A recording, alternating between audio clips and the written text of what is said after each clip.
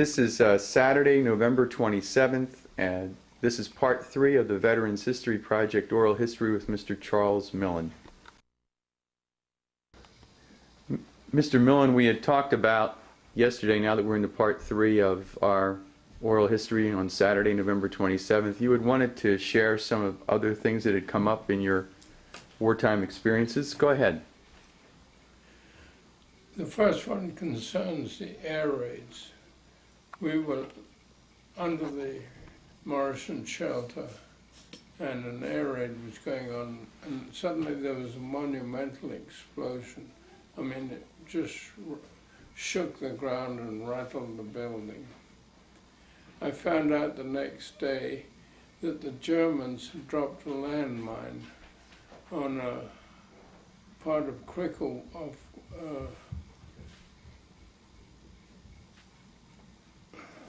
in an area called Cricklewood, near the Edgware Road. So I rode down on my motorcycle, and I've never seen such devastation in my life. There were rows of homes, and they'd all been flattened for this one enormous explosion. What the Germans were doing was dropping sea mines on parachutes, and they timed them to explode before they got to the ground, about 20, 30 feet in the air, to get maximum blast effect.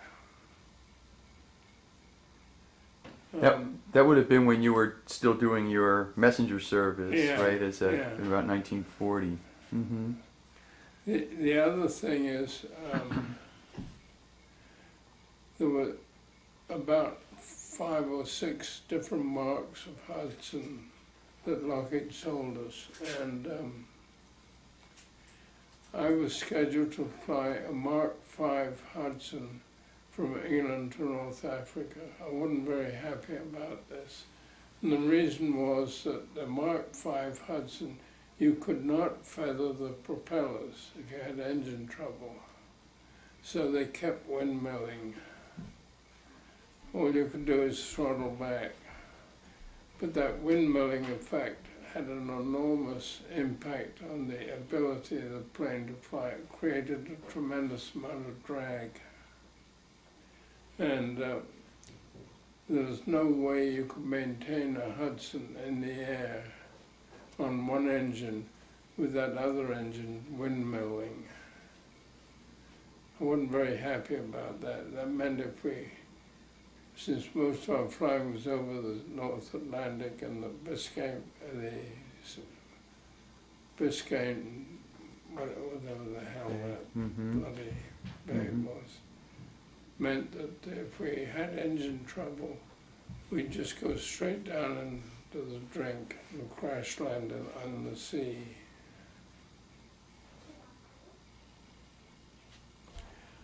The next thing was that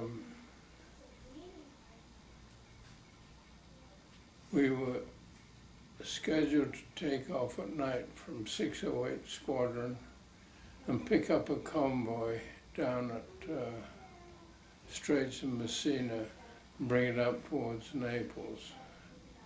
I took off, and as I got airborne, there was a tremendous bang, and a blast of air came through the plane. What had happened was the plastic nose on the body of the Hudson had shattered, and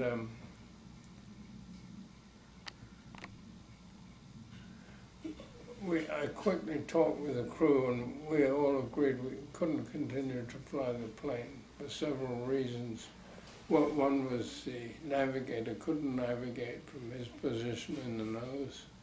And the other reason was I found out that most of my instrument flying panel wasn't working. The altimeter wasn't working, the airspeed indicator wasn't working, and the artificial horizon wasn't working. It's pretty hard to fly at night without those instruments. So I called up base and told them I was coming in to make an emergency landing. This was just on the low frequency radio, and I came in and made a successful emergency landing and taxied over to where we kept a standby aircraft in case of such emergencies.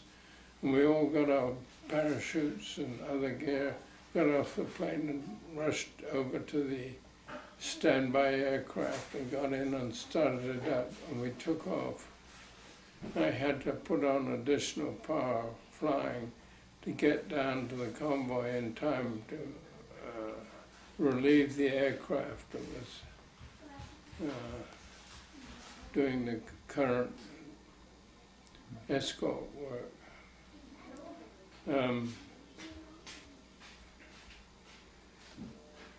We got back in daylight at the end of our mission and landed about 6 in the morning. And the ground crew waved me into my parking spot, and I stopped the engine and we all got out, and they were all laughing like hell at me. I said, "What's the matter?" And they said, "Come and look at the other aircraft you're flying." And it was, the nose was shattered, just a plastic nose. And there was leaves and twigs and things from one wingtip to the other. And they'd even blocked the pitot tube, which is the device that gives you your blind instruments. And I realized what had happened. I'd hit the trees at the end of the runway, but we hadn't crashed or gone into the ground or anything. So I reported the accident to the flight commander, and he was pretty upset with me. And I was worried about it myself, because your crew depend on the pilot for their safety and their life. And they don't like to fly with a pilot who's not thoroughly reliable. So a couple of days later, another fellow was flying this Mark V Hudson. It was AM-816, the Hudson I'd actually flown out from England. And this guy was taking off from our relief field in Sicily, at Marsala. And he opened her up, and he never got airborne. He crashed into the ground on takeoff, and the whole plane burnt and was destroyed. But the crew got out all right. And I thought to myself that there was something wrong with the rigging of that plane that caused it to mush on takeoff. So I went and talked to the flight commander about it, and he understood, and I discussed it with my crew, and I felt good about it myself, that there was a basic problem with that plane. Another time, we were flying down to Sicily to pick up a convoy. This was another airplane. And we saw all this fire in the distance on the sea. And I thought, my God, they torpedoed a tanker or something. Well, when we got closer, we realized that it was a volcano. There's a volcanic island just north of Sicily, Stromboli. And it's in a state of continuous eruption. And the red-hot lava runs down into the sea. So that was a big relief for the crew. Another incident involved when we were flying out to North Africa from England. It occurred over the Bay of Biscay, and my mid-upper gunner called up on the radio, on the intercom, that there was he'd sighted a flashing light the ports off our port wingtip, and he was afraid it might be a German aircraft that with the light from the exhausts. So we were riding on top of some cloud at 10,000 feet, so I quickly dived down into the cloud and stayed there in the cloud, flying on the instruments, of course, and stayed there for half an hour. Nothing happened, and my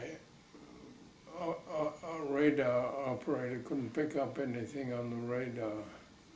So I gingerly came back up and got on top of the cloud again, and my navigator yelled out, "Hey guys, that's not a German airplane, that's the planet Venus." So every time when I see Venus in the heavens at night, I think of that incident. You had mentioned earlier also about what altitude were you typically flying at on your runs? When you were on convoy duty on operations, you flew at 2,000 feet. 2,000 feet. Yeah, What was the highest altitude you would fly at? 10,000. And why was that? We didn't have any oxygen. Why didn't you have oxygen? I guess the British couldn't afford it. They were buying their planes under Lend-Lease from the United States. There would have had to have been additional equipment put on board to enable us to fly with oxygen. How did the flight crews feel about having to fly at 10,000 feet versus higher? It was all right, couldn't do anything about it. You just obeyed orders. Is there anything else you recall that you wanted to bring up for the tape before we go on? I can't think of anything else. You're with now the South African squadron. You're up on the Adriatic side of Italy. Not initially. Initially, I joined them at Pomigliano, outside Naples. And it was there that I converted to the PV-10 Ventura and didn't take much instruction because it was virtually the same as a Hudson. But we had a couple of 2,000 horsepower engines. The Hudson had about two 1,200 horsepower engines. And in other words, we had, in our two engines, we had as much horsepower as the four engines on the Flying Fortress. could you really feel the difference as you piloted it? Yeah. Really strong, really got right up there. Yeah. Mm-hmm. And this is with your same flight crew, correct? No, Okay. One of my air gunners, no, both my air gunners were Canadians, and they were shipped back to Canada. Mm-hmm. I don't know why, they just went. On the Ventura, how many people are in a flight crew? 4. Describe them. What are their roles? There was a pilot or captain, the navigator, and combined bomb aimer, and then 2 air gunners who also operated the radar and the radio equipment. How many bombs? How much ammunition did the Ventura carry? What did it carry in terms of bombing? Do you remember? I think it was 4 500-pound bombs was about the maximum limit. Mm-hmm. And what do you recall about your first bombing mission? Do you remember that? Do you remember what your first mission was? No, I don't. Do you remember where you were when the regular bombing missions began? Where were you assigned then? Then I was at this airfield on the Adriatic. On the Adriatic. It was actually built on the sand. Do you remember the name of the airfield? No, I don't. Where did you stay in the airfield itself? We lived in tents nearby. This was 1944. Do you remember what time of year it was in 1944? No, I think it wasn't the middle of the summer, it was maybe spring. Maybe spring. Now, what were your missions going to be from this airfield on the Adriatic? Right. We were working in conjunction with Field Marshal Tito's underground in Yugoslavia. And we received lots of directions from that underground movement to our controller. And what were they working on? What in conjunction with the Yugoslav forces? What were you working to do? They were defending their country and Albania and Greece and so on from the Germans. The Germans wanted to break through there and get down to Turkey, which was neutral at the time. And now they could control the Middle East supply of oil. Mm-hmm. So that was what was a vital part of the whole operation, was to stop the Germans making that breakout and getting down to what was then called Persia. The oil. What were your assignments as a bombers? What were you going to have to do? Well, sometimes we just have orders to bomb a city or a target.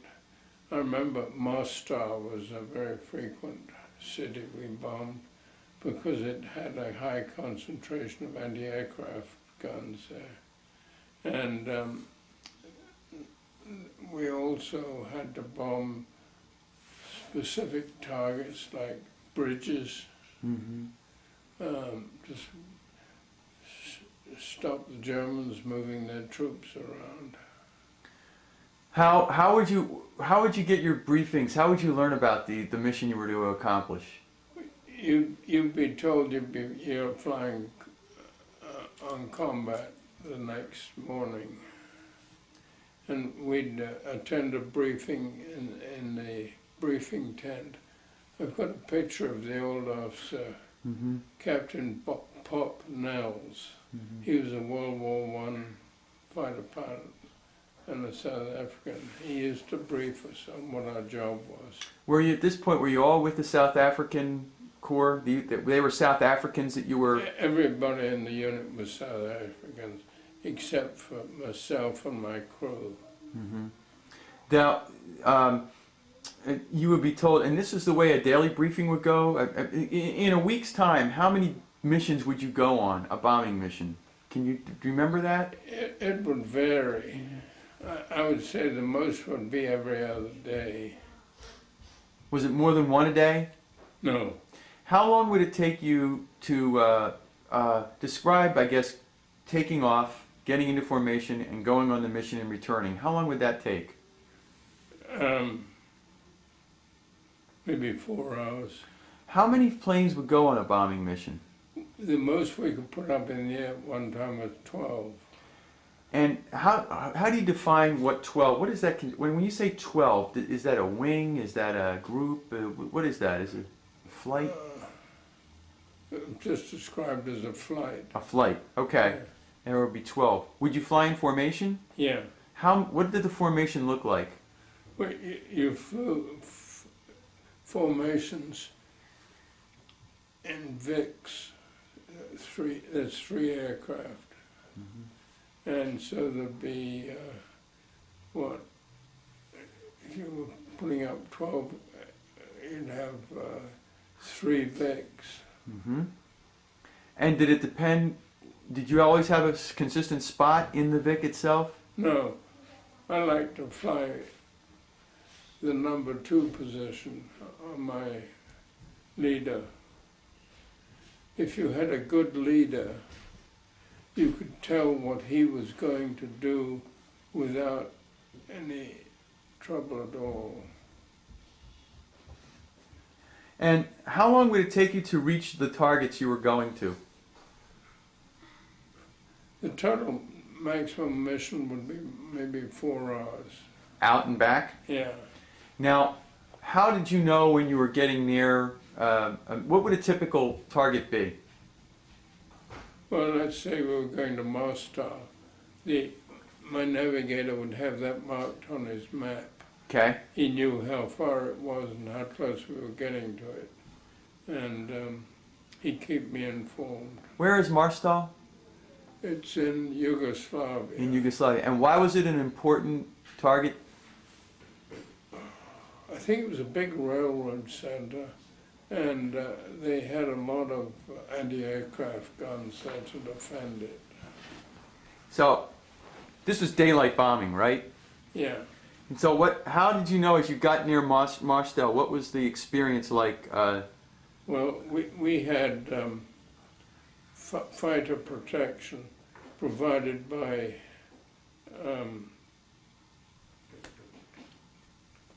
some of them were Yugoslavs who'd come over to our side, and they were flying Spitfires. And we also got a weather report from an Italian who flew a Fiat CR-42, and he'd climb up to 10,000 feet and get air temperature readings and cloud conditions and give that to our briefing officer before so it formed a part of our briefing. We were a very motley group of different nationalities, but it worked okay. When you were aiming for a target in Marstal, what would it be a specific, like you were thinking maybe the railroad yards or? Yeah, we began drop our bombs on the marshalling yards, Mm-hmm.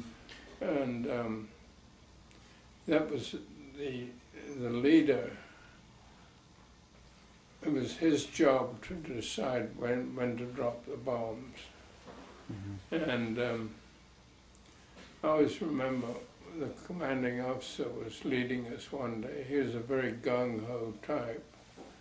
And we got over the target area, and the word came over the radio from the lead aircraft, bombs, and everybody dropped their bombs. But what he didn't finish saying was, bomb doors closed. So, the gung-ho commanding officer made a circle all the way around and follow him over the target for a second helping of anti-aircraft fire. He wasn't very popular that day. Could you see the anti-aircraft fire coming at you before you got there? Oh yeah. What's that like? Well, you see these black puffs in the sky, and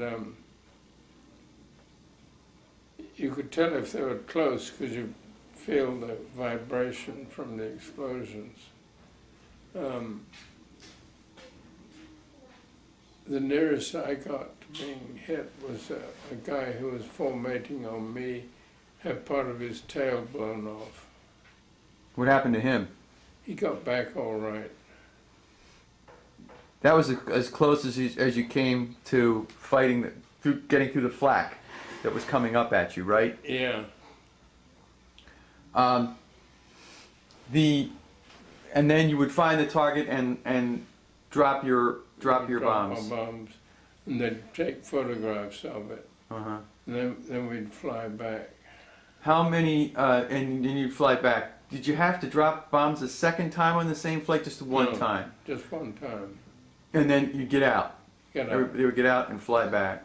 Did you ever encounter enemy aircraft coming to your aircraft to defend? We did, but the fighter boys kept them away. Did you ever go on missions that had to be scrubbed by the time you got there because of weather that you couldn't see or clouds? Yeah, I remember one time we were assigned a target that was in the mountains, and this gung-ho leader we had that day, I thought, dear God, he's not going to take us in, fly in the mountains. It was a mountain pass, and he went back and forth 2 or 3 times circling around, and then he cancelled the mission and flew back to base. My crew said to me, what are you going to do if he goes in? I said, I'll break formation and let him fly on his own. You can't formation fly in a mountain pass like that. if you couldn't hit a target, or if it was clouded in, or bad, what did you do with your bombs? We always found some way to drop the bombs. You couldn't land at base with bombs on the plane because they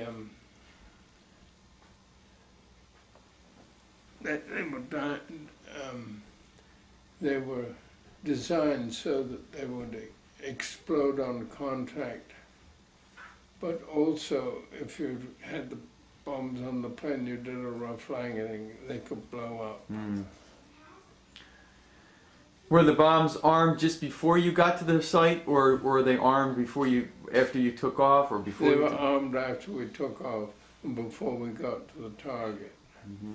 And we were not allowed to return to base with bombs on board. You couldn't land with bombs on board.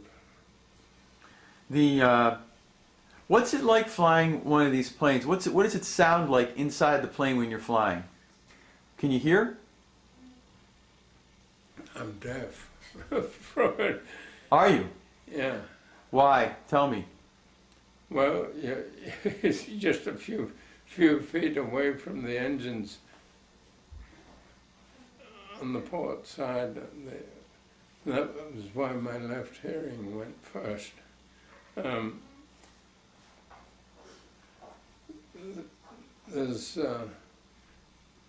You just get the usual flying noise. It's loud. You're loud flying the plane. Very and loud. from what I've heard about these planes, you got wind coming in. It's not protected, is it? It's not insulated. It's yes, not. It is. Yeah. We didn't have any wind coming into the plane. They were well built, well insulated. They were well constructed, but it was sort of a loud. Was it cold inside the planes? No, because we had heat. I mean, you were flying at 10,000 feet at the maximum, right? 10,000 feet. Can you describe seeing the sight of the flak coming in? I've heard that the Germans they put the flak up like in a box, like they boom, boom, boom, like they'd aim it, for certain areas, so that if a plane was coming over, they would aim to hit your planes. Is that what you would see with the flak as you were coming towards these cities? Yeah. Yes? Usually I used to see it over the starboard side. And it would come up and explode and right where we were going to be.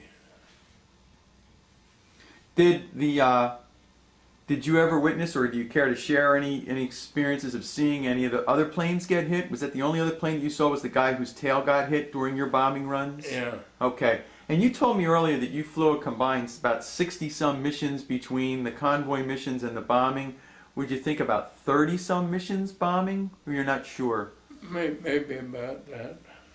And the targets were in the Yugoslavia. And there was a target in Greece, Volos Harbour, and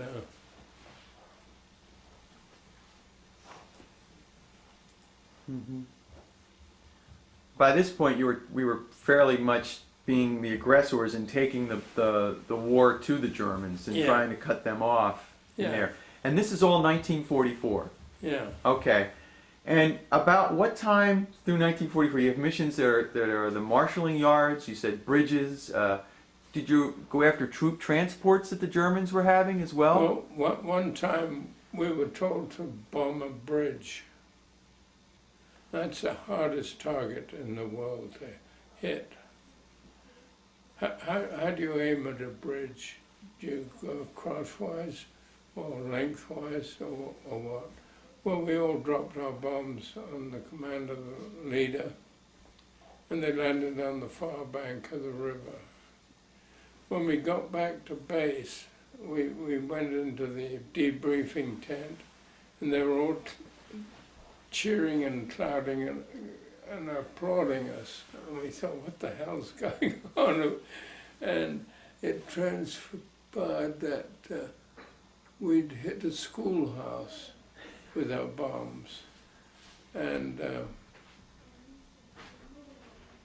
we killed 600 German soldiers who had billeted in that schoolhouse.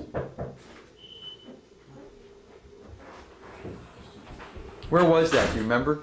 I don't, but I remember we were very excited and pleased with that raid. What else do you remember about your bombing missions that you might want to share?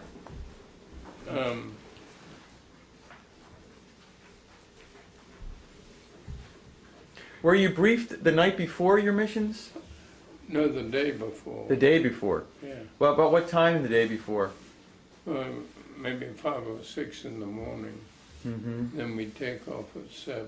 All right, the day of at 7 in the morning you take us. So you get up at 5, go for your breakfast maybe, Yeah, briefing, yeah, and then to the plane. yeah. Now, how about the ground crew? Were they working on the plane overnight, preparing the plane? Oh yeah. Talk to me about the ground crew. How were they? Were they? Are they something that you would rely on?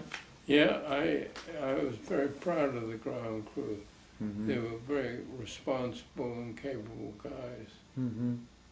They would prepare everybody's plane. How long would it take for you to get into formation after you took off? Well, the leader would take off. Let's say I was number 2. As he left the runway, I'd start down the runway myself. Uh-huh. And you found that most of the airfields built in Italy were out of wind a little bit. And the reason for that was you couldn't take off directly behind the leader because of all the sand and dust and crud and dirt being blown up. So they designed it so that the crosswind carried that off to one side. So I'd get in my number 2 position pretty quickly. And I had 4,000 horsepower behind me. I could open it up and that old Ventura would really kick in. And so you're talking about, so it's a formation flying, you'd fly to the target and fly back, and that whole mission from the time you lifted off and getting into formation and going to the target, dropping your bombs and returning is about 4 hours? Maybe, yeah. Maybe 4 hours. Depends on how far away the target was. And you had fighter escorts that were kind of Yugoslav fighters that were working on spying in Spitfires, Yugoslav nationals, and helping. What about word about Marshal Tito's women and delivering medical equipment? Do you remember anything dealing with that? Yes, I had to do a secret mission one time.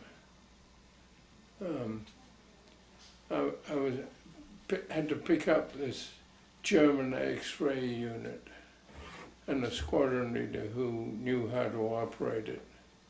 And we flew it to Yugoslavia in the day-night. And I remember we had to give a secret signal to an operator on the ground. And when we got a clearance to land, we came in and landed on this grass field and pulled up to where the tents were.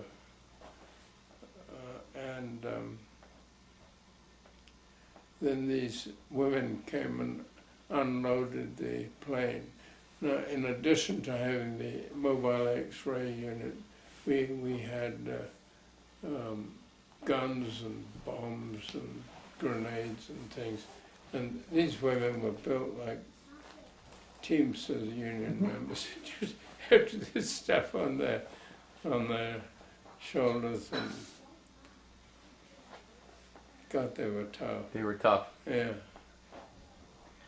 Now, after all of your bombing missions had ended, how did you find out that you were no longer flying bombing missions? What happened then? My flight commander told me I was off ops, I was through. Okay. And what happened then? I was just stuck on the ground for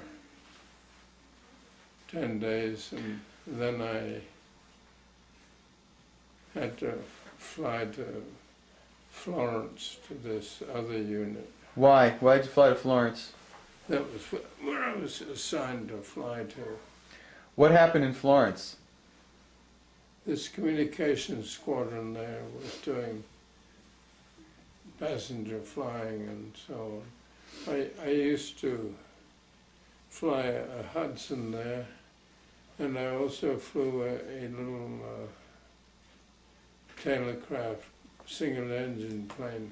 And I was supposed to fly over the mountains in this bloody single-engine plane to the relief, the 8th Army relief field on the other side of Italy. And I take an officer over there and drop him and then fly back again. Now that's this is going to be in Florence that you're assigned for a while. How long were you assigned there? About 2 weeks. 2 weeks. And this is some passenger flying. Passenger flying and light freight flying, yeah. And where did you stay when you were in Florence? We were staying in a beautiful hotel downtown. It was opposite, there's a dome in the center of Florence, a historic dome. It's right across from that luxury hotel. It's pretty nice experience. Yeah. What happened after Florence? What happened then? Well, then I did one trip that involved me flying to Martian, which is in southern Italy near Naples. How do you spell Martianese? Do you remember? Marcianese. Martianese, near Naples. Mm-hmm. What happened there? That was by the Royal Palace at Caserta, Mm-hmm. where the Allied headquarters was. And what happened then? And we had an interesting unit. We had a couple of Spitfires, we had several Hudsons, we had 2 C-47s. One was a beautiful luxury plane that was owned by the air officer commanding the RAF in the Middle East. What was his name? Air Marshal Garrett. And you just were briefed by a flight commander. We had a very nice flight commander, and he called me up one day and said, "Okay, Millen, you got to fly so-and-so to such and such a place, drop him and then come back." Okay. And I had a fascinating experience. I flew the Maharaja of Jaipur when he was visiting Italy. Mm-hmm. I flew the commanding officer of the South African Forces Medical Services. I flew him up to northern, this was after the war had ended. I flew him up to, I forget the name of that. This Martianese, you're in Martianese. Is this 1944 that you get assigned to Martianese? Is it still? Yeah. Is it before? Before the war ended. Before the war ends. And how long will you be in Martianese for? Do you remember? I left in April '46. So you're there for over a year in Martianese. Maybe. Maybe. Where did you stay in Martianese? Intense. Intense. And you were flying, essentially, you were doing VIP flying and special flight details? Is that what you were doing? Yeah. Yeah. And,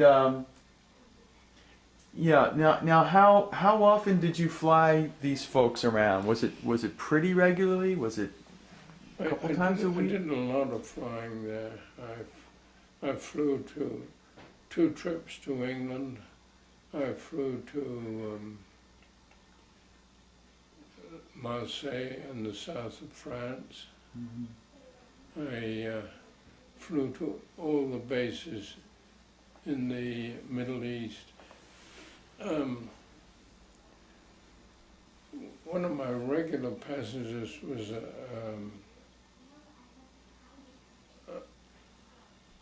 an Air Commodore Edwards Jones, I think, and I found out later that he was a radar and radio expert. All these places we were flying him to, he was checking on their ground equipment. And that was to set those bases up for commercial aircraft after the war.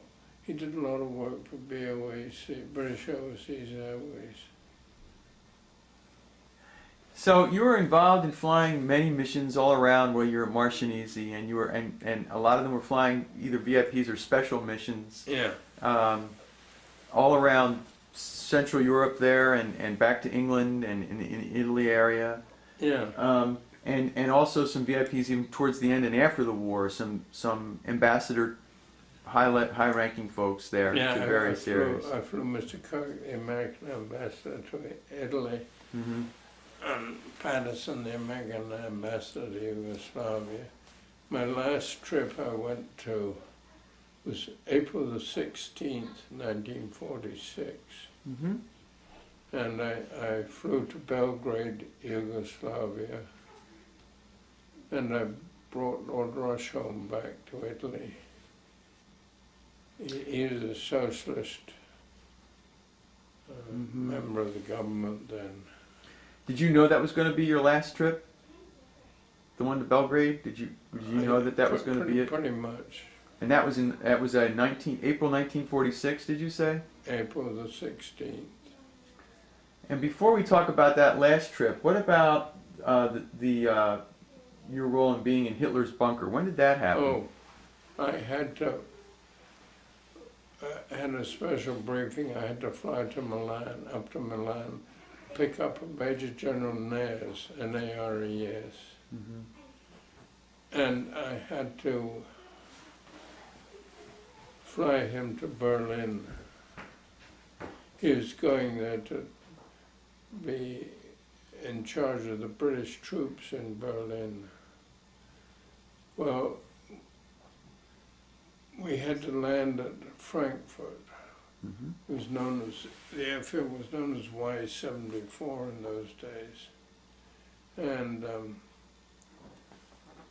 we got a special briefing in Frankfurt on how to get through the Russian sector into Berlin. You had to fly at a certain height, and you mustn't deviate at all or the Russians will shoot you down. They were mean bastards. And I landed at the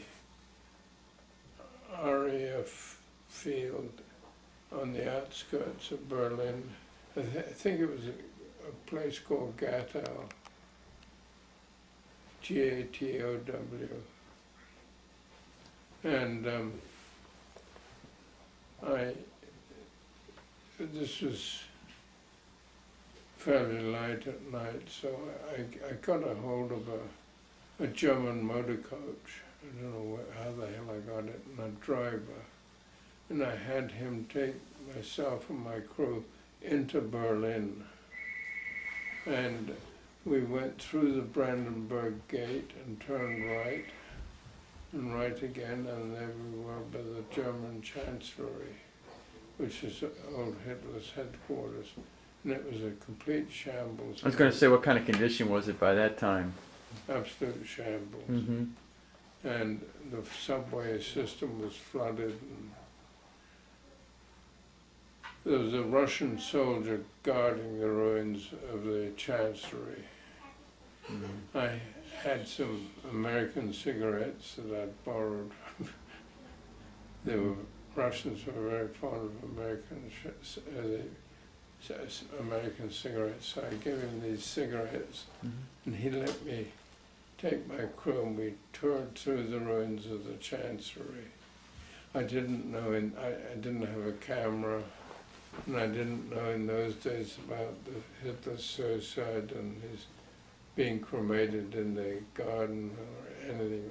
I couldn't explore any of that because I didn't know anything about it. And the bunker trip, what time of year was that? Was it 1945? That was April the 16th. No, it was after the war had ended. After the war had ended. It was about Berlin had been relieved about, I don't know, 2 weeks before. Mm-hmm. So it's still just shortly after it had been taken. Yeah. So still in 45. And so you wound up by Hitler's bunker, and then you, at the end of that mission, you left and returned back to Martian Easy? Martian Easy, yeah. Right. Did you go back out the same way you came in? You had to fly out the same route? Didn't have to land at Frankfurt again, but I had to fly the same route. Mm-hmm. And I got up to 10,000 feet, and I flew non-stop to Martian Easy. Beautiful weather. And there were some others. You were talking about when you were in Hitler's bunker, what did you get a hold of? I wasn't in his bunker, I was in his chancellery, headquarters building. And I got some German forms, papers, and so on. And I've got them all framed now.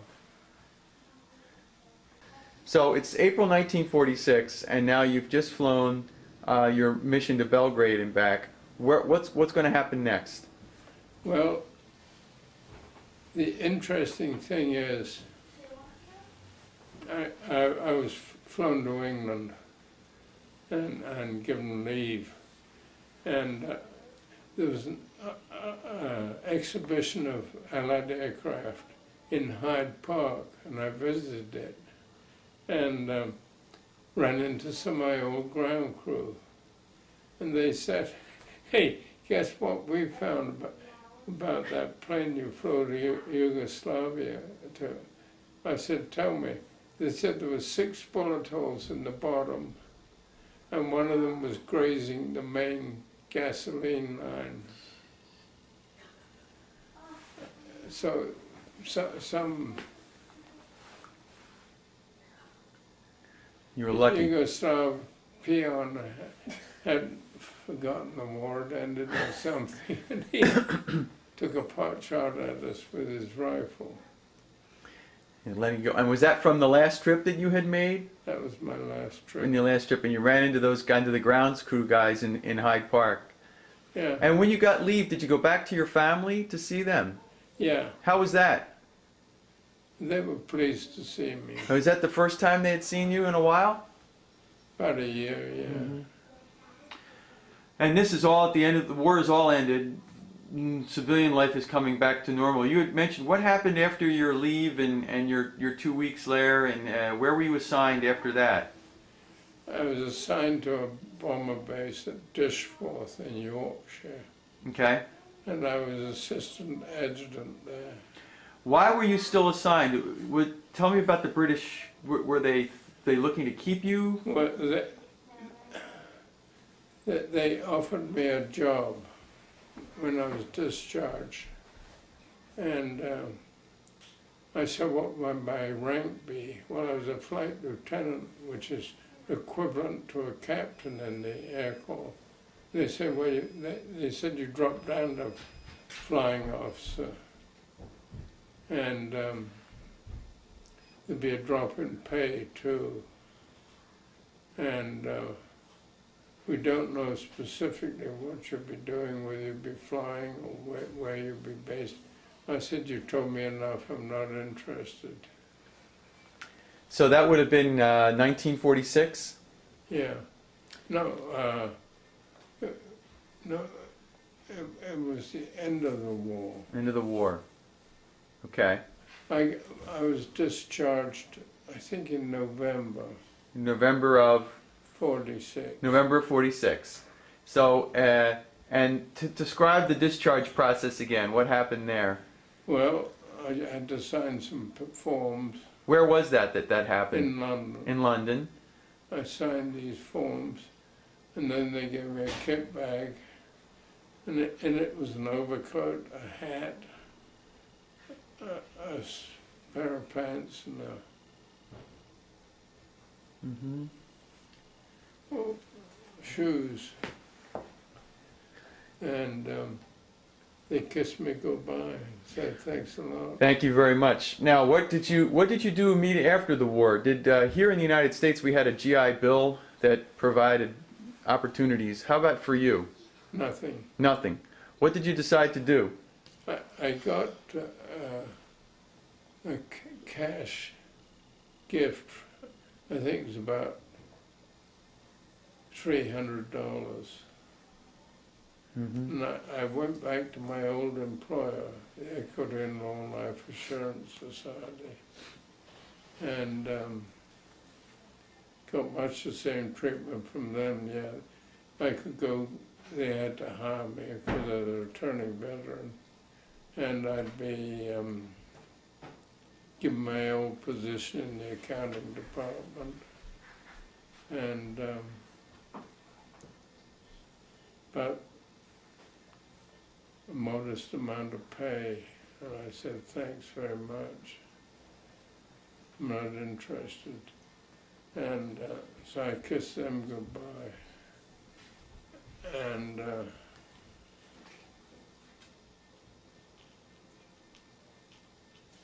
What did you decide to do? decided to immigrate to Canada. Okay. I figured it couldn't be any worse over there. What did you go on to do after the war in Canada? I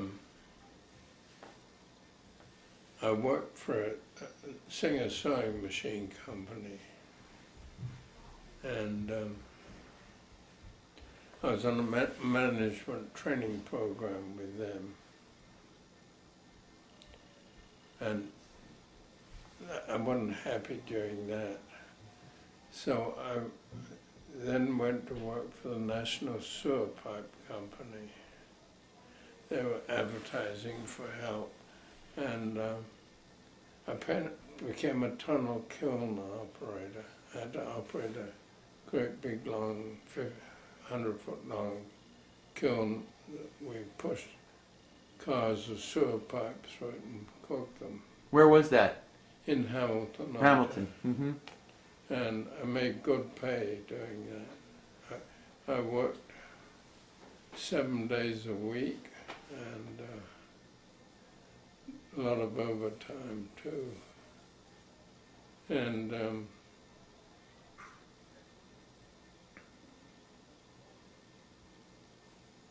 bought my first car with the additional pay I got.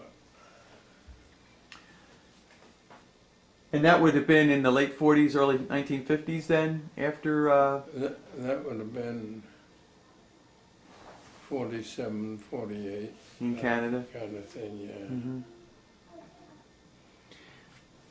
I worked for a retail credit company and immigrated You to were- Atlanta. So it's you were in Canada for a few years, and then you emigrated from Canada to United States. Retail credit company. work for a retail credit company? They transferred me. Okay. He went from the sewer pipe after he bought his car to retail credit company. Oh, okay. And then retail credit company transferred him to Atlanta, To Atlanta. where he went to church one day. In Atlanta. And what happened at church?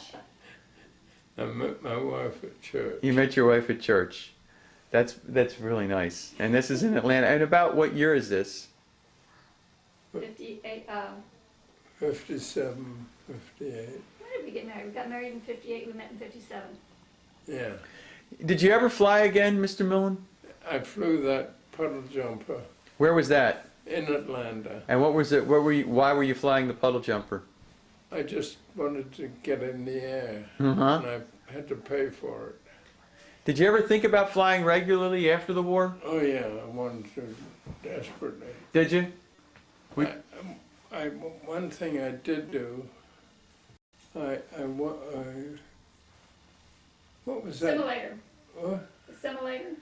Yeah, we went to a church function and I won a prize. And the prize I won was 1 hour's time on Northwest Airlines simulator. They got a big training center in Atlanta for all the Northwest Airlines pilots. Minneapolis. Minneapolis, rather. And I flew a Boeing 747-400. You know, that great big 4-engine. Mm-hmm. That was the one they used on the Tokyo run. And I did 2 takeoffs and 2 landings. And then the instructor had me fly towards downtown Minneapolis. It was tall buildings, and I got closer and I flipped the plane over on its side and flew between the buildings and didn't hit them. And So that was exciting. He took his logbook with him and they gave him a rating. yeah, Anderson was the guy. He gave me a rating. I did very well. We're going to finish up with one thing I wanted to ask you before I want to also video you with your pictures here. I just wanted to get your final thoughts on having been a combat veteran pilot and the war experience. How did it change you?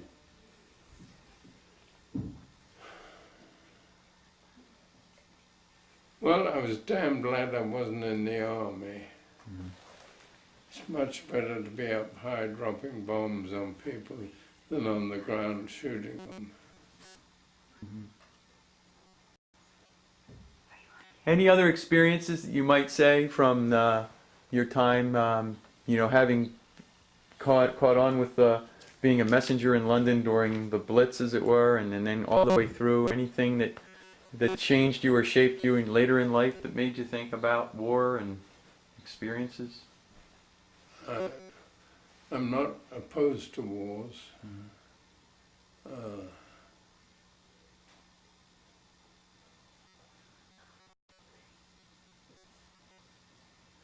I'm still crazy about flying. I fly every opportunity I get. Oh, that's great.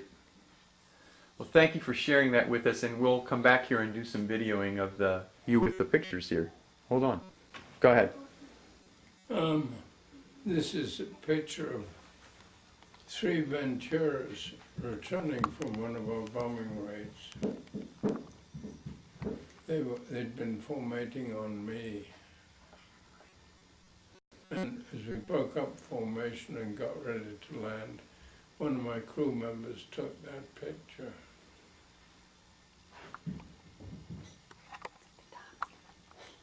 And the top picture is you.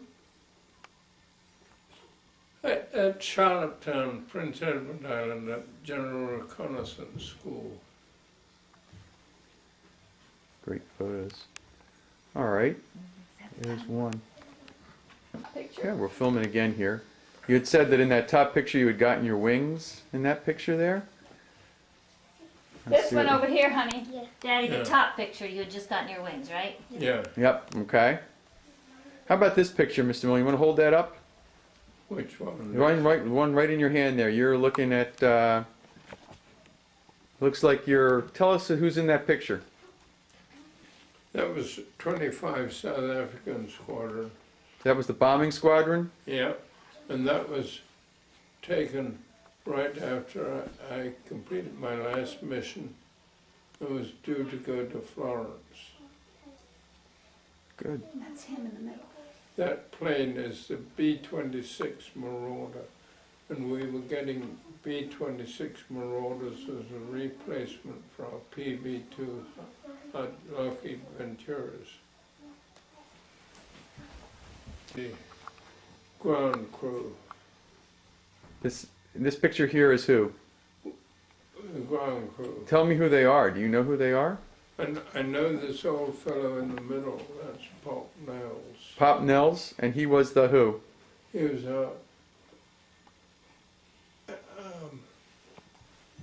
he's our intelligence officer. He briefed us on our air raids. And where are you in this picture? Right there. Mm-hmm. Very good. And this picture was taken where? In Rome. No, the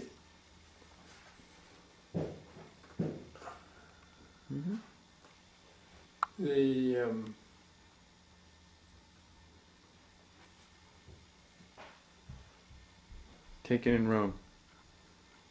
force. You said this is South African Air Force? Yeah, they were all in the army. They were members of the South African Army. They didn't have a separate air force. And was the commander, the pop you were describing in the middle, was he a British or was he South African? No, they're all South African. All South Africans, Except me. except you.